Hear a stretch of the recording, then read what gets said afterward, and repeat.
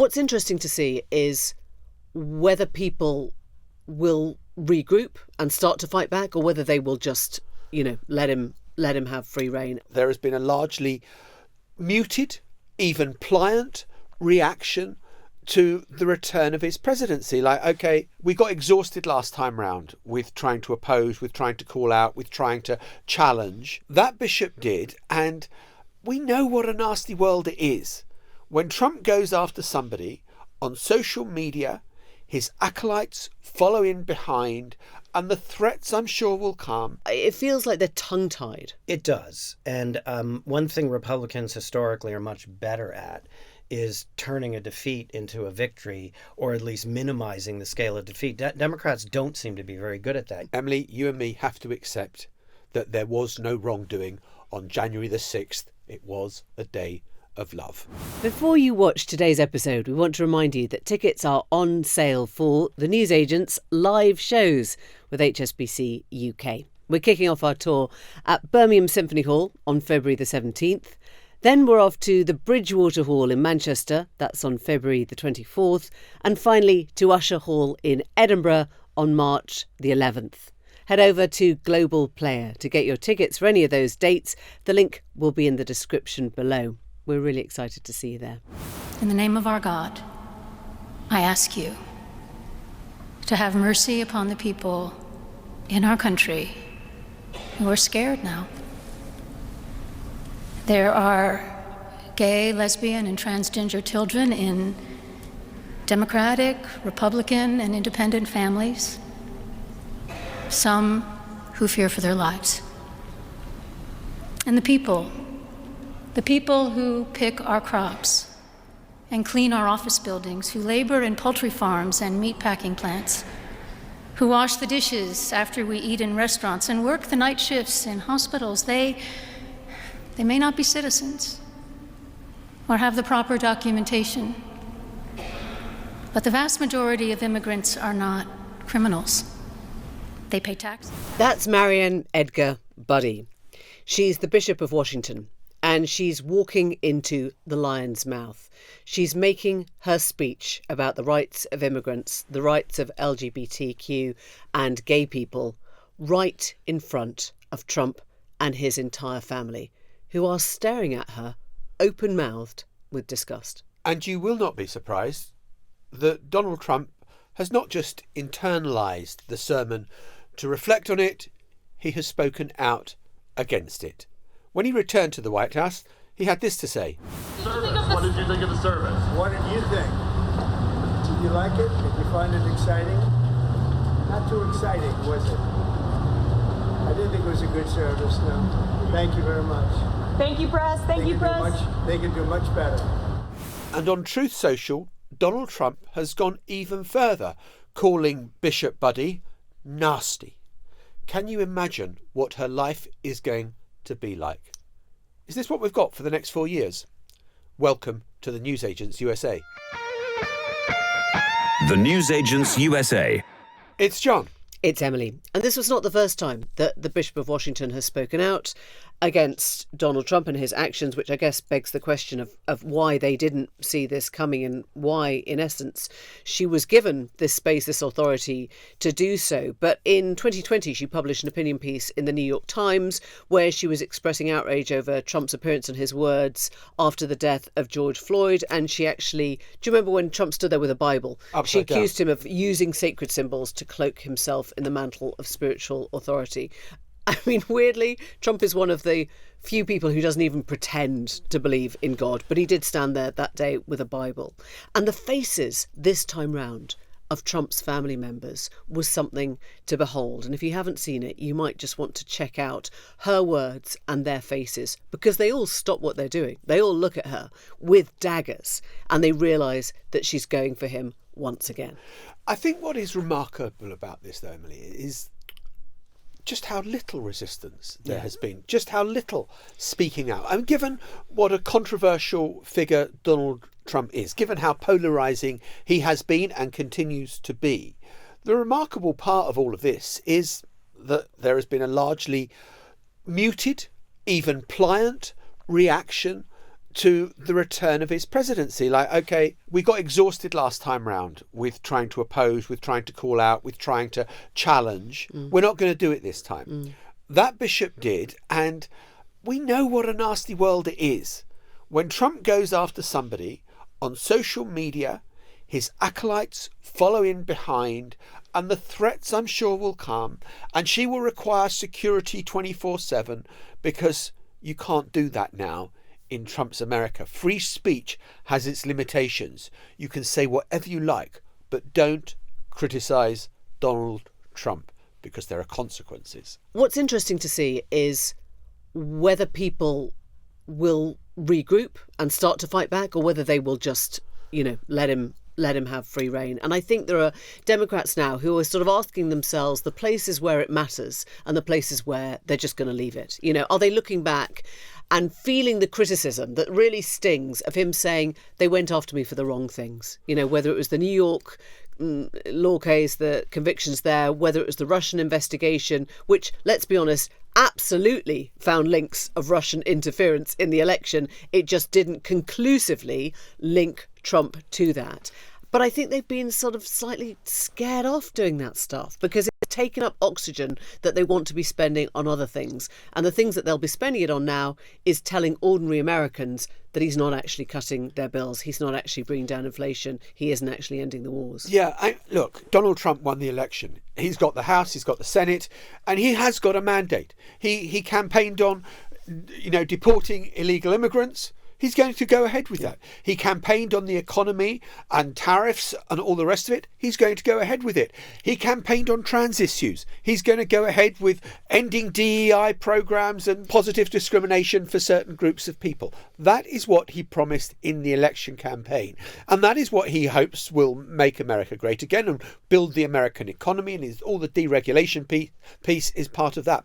But it's also this relitigation of the past, going after anyone who criticises him, trying to rewrite history. And the rewriting of history about January the 6th, I think, is one of the most remarkable things about it, as though it didn't happen. What was January the 6th? That was just a day. It was a day of love.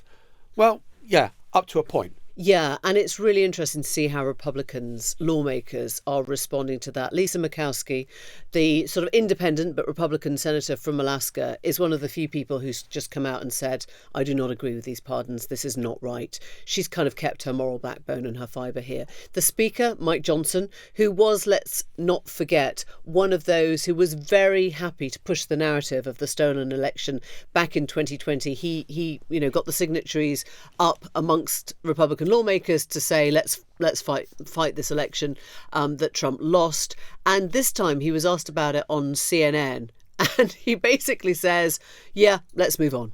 The president's made his decision. I don't second guess those. And yes, it's kind of my ethos, my worldview. We believe in redemption. We believe in second chances. If you would argue that those people didn't pay a heavy penalty, having been incarcerated and all of that's up to you. But the president's made a decision. We move forward. There are better days ahead of us. That's what we're excited about. We're not looking backwards, we're looking forward. So much is so different and so much is just the same. And Donald Trump's first TV interview was with, roll of drums, Sean Hannity from Fox News. Always an easy, comfortable ride. But nevertheless, interesting things have emerged from that interview. Not least, the sort of suggestion from Donald Trump that maybe he might be going after Joe Biden, who did not pardon himself. This guy went around giving everybody pardons. And the funny thing, maybe the sad thing, is he didn't give himself a pardon. And if you look at it, it all had to do with him. I mean, the money went to him. Should Congress investigate that? Well, I don't know. It's, Well, you ordered the DOJ. I've always been, look, he didn't give himself a pardon. And he didn't give some other people a pardon that needed it. Yeah, there is always this sort of underlying menace to everything that he says. And Sean Hannity then pushes him and says, what does that mean? Are you going to go after him? And to be fair, he always threatened to go after Hillary Clinton. He sort of leaves this, sword of Damocles hanging over his enemies' heads, doesn't he? Just enough of a fear to make people think, am I okay? Am I okay living out my life here, going about my job here? He hasn't said he's coming after Biden, but he's kind of made the point that Biden should have been a bit more scared of what was coming for him. And you remember the kind of language he used when Biden was a metre away from him in the rotunda during that inauguration speech. It was not only graceless, it was really vitriolic. It was really personal. It was meant to wound. It was meant to set the narrative that Biden was somehow a bad actor. So how much of what we are seeing now at the beginning of 2025, a rerun of 8 years ago, how much is different? Well, let's speak now to Mark Landler, who's the London bureau chief of the New York Times, but was White House correspondent for the New York Times in Trump's first term. And Mark, great to have you with us. Is this a rerun? I do think something has changed, but the change is not in Trump's own comportment or the way he behaves. In fact, that looks to me like it's becoming quite a rerun of 2017. You know, the sort of tweets where he pops off, the personal nature of everything, firing people on Truth Social or on Twitter. All of that feels very reminiscent. The difference is everything that's beneath the surface. And you see that in this, massive rollout of executive orders that have clearly been teed up for months, if not even longer, by people like Stephen Miller and other members of his brain trust. So you have a much more organized kind of substructure, but it's operating underneath a guy who's every bit as capricious and unpredictable as he was 8 years ago. How do you cover Trump now? Because, words that make your heart sink. As a US correspondent is, the president would now like to say a few words, and then you get 90 minutes of sort of rambling, often quite unhinged Trump, but there might be absolute gems in there, or there might be real indications of what's coming next.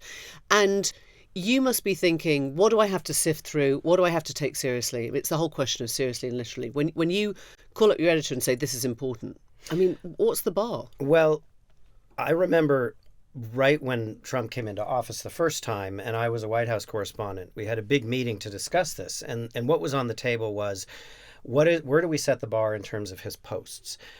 If it's just some random observation about Rosie O'Donnell or something like that, do we just skip it? Or do we treat all the posts as something that have to be serious because they're being said or posted by the President of the United States? We rapidly, when we came into contact with the daily reality, treated every post as, at least on the face of it, something we had to look at seriously. And I think, and I say this with a great deal of sympathy for my colleagues, that we will have to do that again. Mm. In other words, if he gives a 90-minute news conference and 65 minutes of it is a rehash of every grievance he's had from the first term and the 2020 election, we still need to listen through all of that for the moment in which he might betray some sort of an interesting policy shift or an initiative toward a foreign country or conflict like Ukraine. Let me give you an example. We started this episode with the words of the Bishop of Washington, and we then got Trump's response to her speech, and not a good sermon, all the rest of it. And then he goes on to Truth Social and he posts something which, for all we know, is now bringing many of his supporters to a place where they will, they will start sending out the hate. Right, whether it's the death threats or the rest of it. Does his response to her become a story? Well, it does for the context you just said. I mean, I think one of the more chilling things that has happened in the wake of his pardoning of the January 6th insurrectionists is a couple of the leaders of these militia movements have now come out quite openly and said they want retribution as well. Sometimes towards their own family members, right, who are the ones that kind of, dobbed them in, right? That's right. Or others who they viewed as being disloyal to Trump or part of the general resistance and punishment of them. Now, I'm not saying that the bishop necessarily would be a target for that, but anyone who takes a very public position that Trump then condemns, I think has to assume that they could face some kind of retribution. And that's why I think that things he says about the bishop, and particularly when he got very obviously nasty and personal about it, which he did on Truth Social, that's the context in which you have to weigh these things. I mean, that's so interesting as well, isn't it? Because you talked about the substrata, the Stephen Miller, the brains trust, the people who drafted the executive orders. There's also the pettiness, the vindictiveness, the taking away the security clearances of anyone who he thought had helped Hunter Biden, John Bolton losing his security detail. I mean, like, he really has got certain people in the crosshairs and is going to go after them. Absolutely. And I think he was kind of open about that. I think this is one of those cases, this endless debate. Do we take him seriously or literally? And I don't think there's a clear answer, although I'm inclined to say both. But when he said that he was your retribution, speaking to his supporters, he did mean that literally. And he has a list. And one of my colleagues went through rather methodically and looked at who's on that list. And John Bolton is on that list. Well, it sounds like Joe Biden is also, the door is open to Joe Biden, because he said in the interview with Sean Hannity yesterday, Joe Biden didn't pardon himself. Yes. He's not going to go after Joe Biden. Well, for one thing, the Supreme Court, in helping protect Donald Trump, has also helped protect Joe Biden. The immunity, the vast grant of immunity for a president, will apply presumably to Joe Biden. Good point. That said, I wouldn't take it off the table, or at least it'll be a talking point. I mean, a lot of what Trump likes to do is rehash these grievances. He did this for years around Hillary Clinton, if you remember, and in the end, he did not take action. But the way his phrasing on Biden was sort of interesting, because he suggested that all the money was being kind of funneled toward the big guy, toward Biden himself. And so he's going to make that a narrative, and that's going to make life at least uncomfortable for Joe Biden in retirement, though I'm very skeptical that he'll ever really act against him. And the other thing about Trump is that, you know, there's a lot of craziness, and the tweets and the posts on Truth Social are all part of that. Before he even takes over the presidency, he's played a role in bringing a ceasefire to Gaza. Yesterday, he posted about Russia. It was a very Trumpian post. It seemed to encapsulate everything. We can play this the nice way, or we can do it the nasty way, and nice is always better. Yeah. You know, what did you make of it? Well, you know, you just said it. I thought that post kind of in a single post managed to capture many of the interesting and weird impulses of this president. The beginning was a grievance-filled rant about the Russia hoax. Then he went into his tried and true formula for pressuring any country: taxes, tariffs, sanctions. Never mind that we've sanctioned Russia to the hilt for the last 2 years with no effect on Putin's behavior. Then he segued into, he threw in a historical bit about Russia's war debt in World War II, which was wrong on the numbers. He had too large a number, even though Russia's losses were horrific. And then finally, as you say, he went into that kind of Roy Cohn-like, we can do this the easy way or the hard way, where he's, the slightly scary deal maker staring at you across the table. So he managed to capture many of his impulses in a single post. I mean, the interesting thing will be to see whether or how Putin might respond to this. The actual policy prescriptions that he put on the table will have, I think, negligible effect on Russia. As some smart aleck on X pointed out yesterday, expect to pay more for the next Fabergé egg you buy. The U.S. doesn't have a vast trading relationship with Russia, so tariffs are not the kind of weapon that he may think they are, and that indeed they might be if he imposed them on a country like Canada or the United Kingdom. Where do you think the Democrats start to respond to what they're seeing now? I mean, the thing that has been so sort of visually interesting is just how little pushback there has been to this presidency, the start of the presidency. I mean, they can't be shell-shocked because they kind of, they've had 3 months to get used to it. They've arguably had 4 years to get used to it. But it feels like they're tongue-tied. It does. And one thing Republicans historically are much better at is turning a defeat into a victory, or at least minimizing the scale of defeat. Democrats don't seem to be very good at that. You would think this guy won the popular vote by 8 or 9 points based on how they've reacted. I did notice something today in the press that made me think maybe you could see the beginning of a Democratic counteroffensive. All of the things that Trump wants to do on immigration, the massive tax cut for the wealthy, have to be paid for somehow. And there's already this very painful conversation going on Capitol Hill about, do you cut Medicare? Do you cut Medicaid? Do you cut other very popular Well, last time he just borrowed. I mean, right. Which is incredible because he sent the national debt sky high. And he'll do that again. And yet people are talking about it as if, they didn't like government spending. They don't like public spending. You're like, well, this is the guy that left it even higher, right? I think that that maybe a way back for the Democrats is simply to point out that the cost of a lot of these Trump programs is going to be hurting working people. And if there's actually demonstrable proof of that, if they can point to things, they can say, look, your Medicaid benefits were actually hurt so that Trump could give another tax cut to billionaires. That is a way back. But isn't the thing that we're expecting that he announces huge and hugely costly immigration policies? He doesn't deport 11 million people, he deports a few thousand. He tells people he's deported 11 million people, like the kind of wall, and people go, this is our man. I mean, isn't that what you're dealing with constantly, the sort of reinventing of truth, the rewriting of history? Yeah, you're right about that. But I do think that the things he tends to deliver on, tax cuts for rich people, that's one thing he delivered on the last time. He will deliver on it again. And that will have a cost that'll flow through to life for working people. And so if you're thinking about it like a Democratic strategist is, I think you have to find the people who can articulate that these trade-offs are real. They're extremely damaging to a lot of people who vote, and people who in the last election might have been attracted to Trump for a variety of reasons, not the least of which they didn't actually take all that seriously. Now they're seeing he is serious about everything he talked about, and there's a cost to me as a middle-class voter.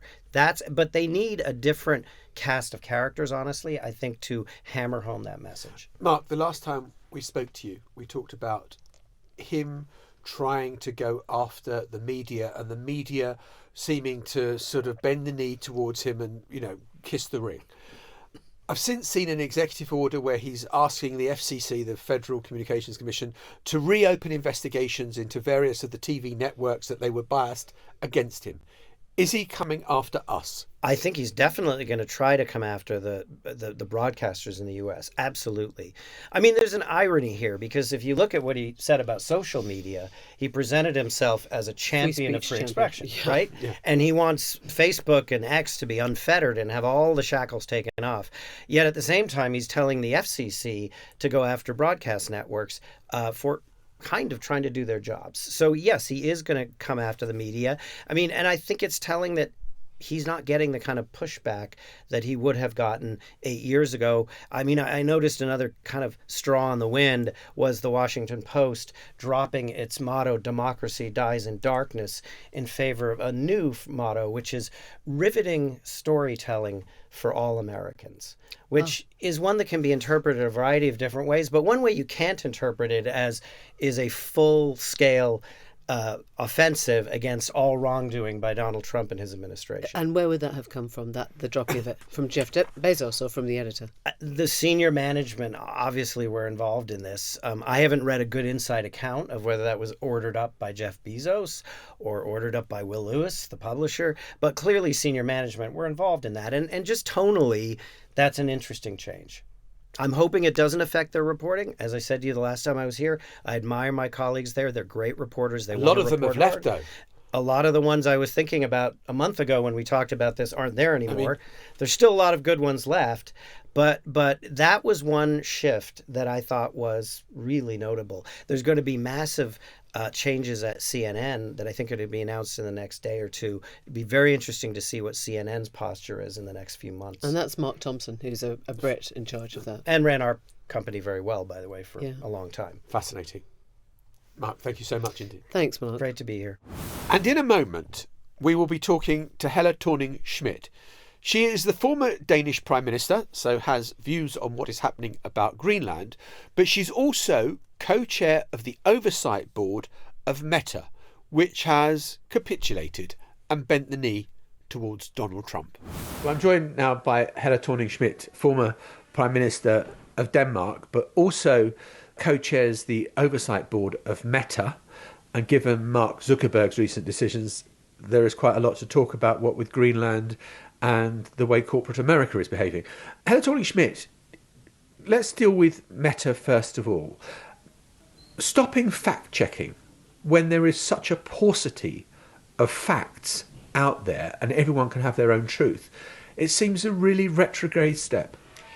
First of all, I'd like to introduce the Oversight Board. Not many people know what that is. We were established 5 years ago to make comments and decisions on Meta's content moderation decisions, and that means that we have the final word on what goes up and what has to leave the platform.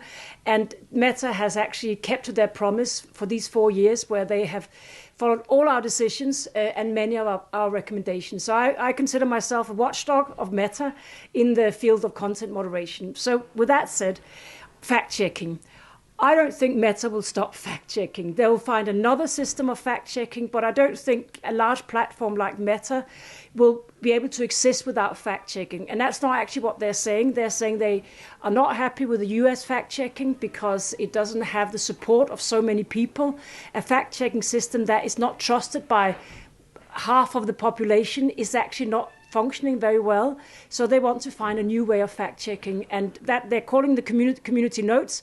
We'll see how that pans out. I'm sure people will find there a weird coincidence that your sudden view that fact-checking has been biased and unsatisfactory coincides with Donald Trump about to take up the presidency of the United States of America. I don't think there's any coincidence there from Meta's point of view. I think it's very, very clear that Meta has tried to find a way to fit into this new administration and have also changed some of the policies to make sure they fit in. Were you comfortable with the decision? I am comfortable looking at another fact-checking system. I think Meta will always need a fact-checking system, and they will always need good content moderation with very clear rules. One of my jobs as a watchdog for Meta is to secure transparency and also to improve how Meta treats their users. So that's what we've been doing, and we will continue to do just that. And we've also pushed ourselves into this conversation and have offered to Meta that we want to try and help them create a new fact-checking system that is sustainable. But let's not forget that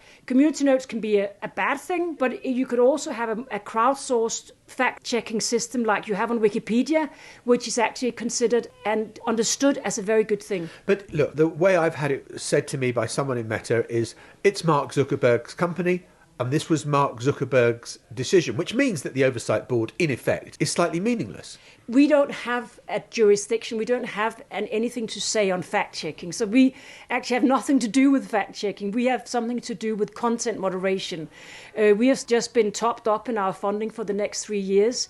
We are still trying to find that balance between free speech and other human rights, and we will continue to do so. And if Meta didn't want an oversight board to be their watchdog, I'm sure they would have found a way not to have us, but they still have the oversight board. Did you consider your position? Did you think it was a resigning issue? No, not at all. Not at all. I think this is a time where you don't step down, you step up, because when you're seeing these many changes in the content moderation policies, the so-called community standards, and also in fact-checking where we don't have a direct role, this is a time where you actually put on the leadership and try to understand what's going on and try to engage in what's going on. My job, our job in the oversight board is to make this space on social media better for users. And I don't see any reason why that would be less important now than it was 2 weeks ago. But at the same time as you're making friends, it's like you were sending out a friend request to Donald Trump, it felt like, when the decision landed. And also the abandonment of DEI policies. Are you saying you about me or Meta? No, about Meta. About Meta, it seemed like a friend request to Donald Trump. But don't forget, I'm not Meta. I'm Meta's oversight board. Okay, I understand that. Let me make the point. You don't think it was also financially very convenient for the company because you don't need the same number of content moderators if you've abandoned it? Well, I don't want to be a Meta whisperer. If you want to know about Meta's policies, you have to talk to them. I'm very clear that, of course, this didn't come in a vacuum. It came at this particular moment in this political situation. It was for one man. It was for Donald Trump. It came at this political moment. I'll definitely give you that. I think the big question is, how will Meta develop in the future? They will have to find a fact-checking system that is workable, not only in the US, but also in the global community. And they will still have to do very good content moderation. We are seeing platforms like X that are not being serious about content moderation, but Meta will still have to be that. Also because Meta still wants to attract advertisers. So it's quite simple. Meta will have to have fact-checking and they will also have to have content moderation. And the abandonment of DEI policies, was that as well to do with Donald Trump? You have to ask Meta. That sounds like it was a probable yes. No, it's just because I'm the oversight board. I mean, you're asking me questions as if I was Meta. And I don't want to be in that position because people sometimes confuse the two.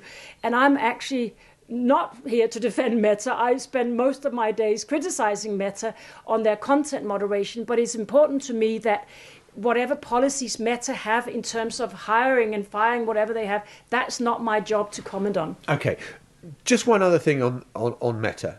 Nick Clegg announces he's going. Then comes the announcement on fact-checking, and then we get the inauguration of President Donald Trump. They're all three linked, aren't they? You had to get rid of Clegg to make way for this change of policy because Clegg had been the champion of that policy. That's not how I see it, and that's not how I've heard Nick Clegg talk about this. As a matter of fact, I know that Nick has talked about leaving for a while. He's been with Meta for 7 years. I've so appreciated working with Nick Clegg in context of the oversight board, and he's been instrumental in making sure that Meta changed. Meta changed, and I always look at Meta. I've followed Meta for 5 years, and Meta has grown up. And my job moving forward is to keep it that way. I mean, to make sure that Meta is still a responsible actor in the social media space. And that means basically being very clear on balancing free speech, which we all believe in, balancing free speech with other human rights. And that's my job, to hold Meta to account on that balance. Let me talk about the other big story at the moment concerning Denmark, and as a former Prime Minister, do you understand what Donald Trump is on about the need to own Greenland? I understand that the strategic importance of Greenland has always been very big, but it's gone bigger now. Because there's a lot of interest in Greenland from a strategic military perspective, but also from an economic perspective.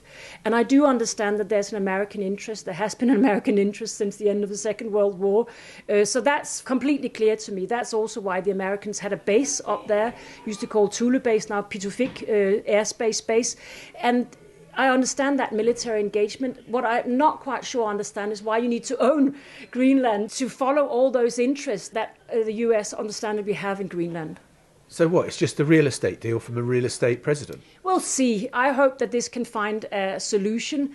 Denmark and the US is, of course, close NATO allies, has been for many years. So I hope that there is a good solution for this, and that the language has been maybe a marker to tell how important this is to the Americans. I also noted that... But come on, you must have been shocked.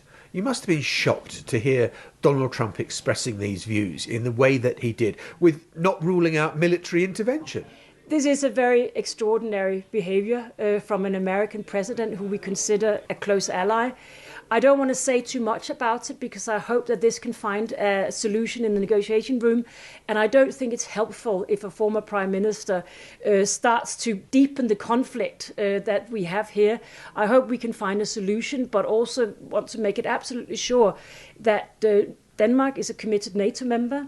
We are the Kingdom of Denmark, which has Faroe Island and Greenland, has been like that for many, many years. The Greenland people have a big say in what they want to do in the future, so a lot of this has to be decided in Nuuk. And I know for a fact that Denmark is ready to talk about all these things with the Americans. It must leave you feeling anxious, though, that you've got a president now of the United States of America who, broadly speaking, doesn't like the European Union, broadly speaking, seems to want to start a fight with your country, Denmark. The world feels a pretty uncertain place now. Yeah, it's true that we're seeing actions and language that we're not used to, and it has the potential to break some of the things that we hold most dear and has done since the end of the Second World War. We have very strong alliances. For Denmark, it's obviously the EU and NATO, and we must do absolutely everything to keep the EU together and speak with one voice in the EU, but also do everything we can to solve potential conflicts within NATO countries, within NATO. Does the EU need to change? Has the election of Donald Trump proved, where there's going to be massive deregulation, that if the EU, the European countries, want to remain competitive, they have to change with a much more aggressive United States? The EU always have to change, always. because we always have to become a little bit more competitive. We have to strengthen the internal market, the digital market. There's so many things, the banking union, there's so many things we have to do in the EU. And what I think will happen now, we had the Draghi report and other reports really holding up a big sign to the Europeans saying this is now where we need to change. And I hope that that actually makes an impact. But of course, when this outside pressure is coming on the EU, I think that also gets us more united and actually strengthens our resolve in changing. Helle Thorning-Schmidt, thank you very much Thank indeed. you for having me. President Trump signed a pardon yesterday, demanding that they be pardoned, all of them, and released. But now we're waiting on 22 hostages here in this jail. These men have already paid too much time, more time than they ever should have. They should have never been locked up. I'm hoping that these guys are out before I'm able to return, and if they're not, I'm coming back. I want to see them for their release. And you know, I'll be the first member of Congress to offer them a guided tour in the Capitol. All their Christmases come at once. Not only do the Jan 6 rioters, insurrectionists, conspiracists get a free pardon, get to be released from jail, they get a tour of Congress from Colorado MAGA Republican Lauren Boebert. Arguably, you might say they're the only people in America who don't really need a tour of Congress. They could go round and say, look, this is where I put my feet up on Nancy Pelosi's desk. This is where I tried to hang Mike Pence. This is where I tried to hang Mike Pence. This is the door behind which we squashed the... Yeah, exactly. This is the kind of windows we smashed. It'll be lovely for them. It'll be a reminiscent trip, a trip down memory lane of when they were last there on January the 6th in 2021. And it makes a mockery of the idea of a pardon, because a pardon generally is for people who accept their guilt and have been, through compassionate understanding, forgiven. This rewrites, as you were saying, the whole history of what happened 4 years ago. These people were badly treated. They were hostages. They were stooges of the FBI in the MAGA world of what happened that day. And they are now being invited, essentially, to tea at the White House as well. That was the other suggestion. Emily, you and me have to accept that there was no wrongdoing on January the 6th. It was a day of love. We'll see you next week. Bye-bye. Bye for now. The Newsagents USA.